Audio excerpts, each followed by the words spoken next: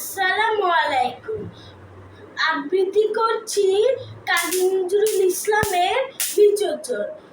বাবুদের তাল পুকুরে, হাবুদের ডাল কুকুরে, সে কি বাস করলে তারা, বলি থাম একটু দাঁড়া। পুকুরের ওই কাছে না লিচুর এক গাছ আছে না, কোথা না আসতে গিয়ে এক বড় কাস্তে গিয়ে গাছে গিয়ে যেই চড়েছি, ছোট এক ডাল ধরেছি, ও বাবা মরাত করে পড়েছি সরাত জোরে।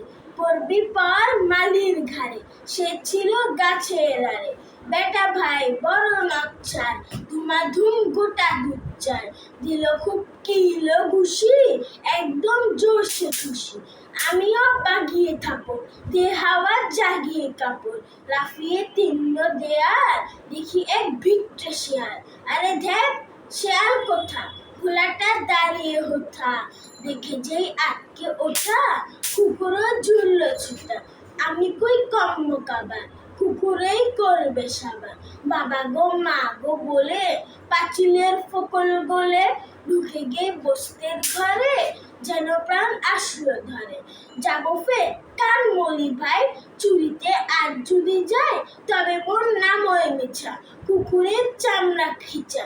সে কি ভাই যায় রে ভুলো, মালির ওই পিকনি গুলো, কি বলিস ফের হপ্তা, তওবা না খপ্তা।